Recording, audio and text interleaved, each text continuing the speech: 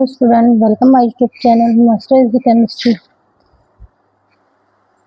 पिछली वीडियो में हमने देखा था एडवांस ऑर्गेनिक केमिस्ट्री सेकंड का ग्रीन केमिस्ट्री फर्स्ट यूनिट।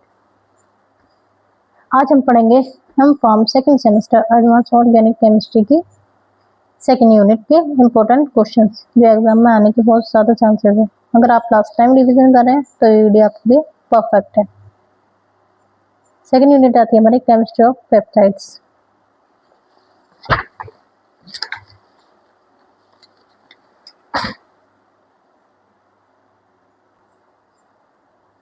आज मैं आपको इम्पोर्टेंट क्वेश्चन का थोड़ा सा आंसर बताऊंगी ताकि आपको आइडिया मिल जाए। पूरा डिटेल में नेक्स्ट वीडियो में समझाऊंगी, तो वीडियो को पूरा जरूर देखें। अगर आप मेरे चैनल पर नए हैं तो वीडियो को लास्ट तक देखें।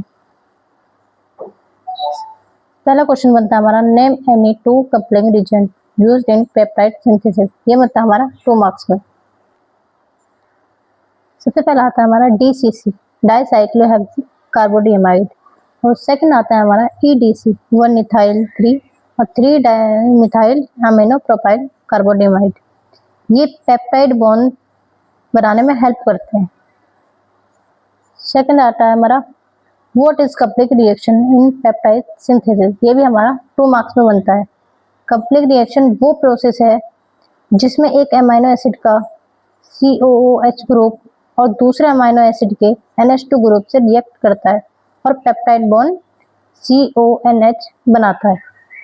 थर्ड आता है हमारा differentiate between TBOC and FMOC strategies. इसमें हमारे फीचर्स होते हैं TBOC और FMOC में हमारा डिफरेंस बताना। तो हमारा जो रिमूवल होता है उसमें हमारा TBOC जो होता है वो हमारा एसिड से होता है और FMOC जो होता है हमारा बेस से होता है। कंडीशन में हमारी TBOC जो होती है वो हर्ष से होती है, FMOC जो होती है हमारे मिल्ट से होती है। स्टेबिलिटी में हमारा जो TBOC होता है वो हमारा कम स्टेबल होता है और FMOC जो होता है हमारा ज़्यादा स्टेबल होता है। FMOC मेथड ज़्यादा सेफ और पॉपुलर होता है। नेक्स्ट क्वेश्चन आता है हमारा, right principle of solid phase peptide synthesis explanation with A case study.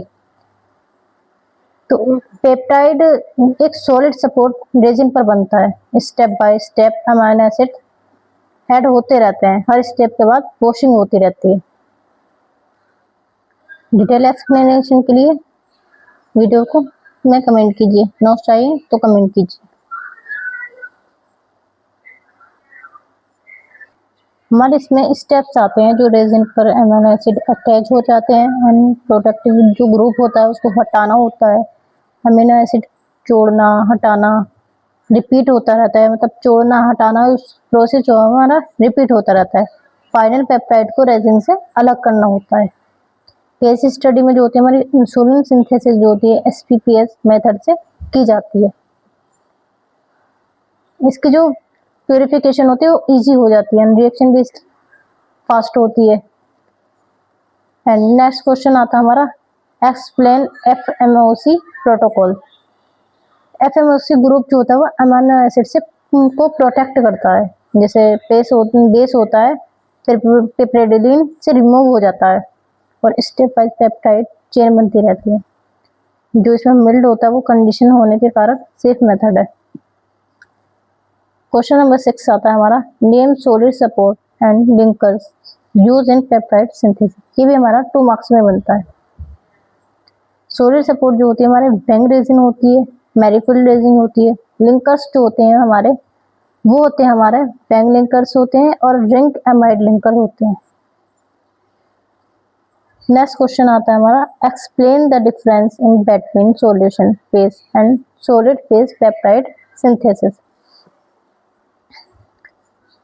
ये हमारे डिफरेंसेस बताने, तो हमारे जो फीचर्स होते हैं मीडियम होते हैं।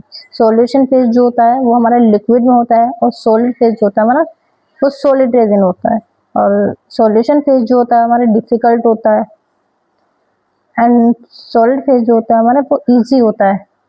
सॉल्यूशन फेज जो होता है वो उसकी हमारी स्पीड उसमें स्लो होती है और सॉलिड फेज जो होता है हमारा वो फास्ट होता है।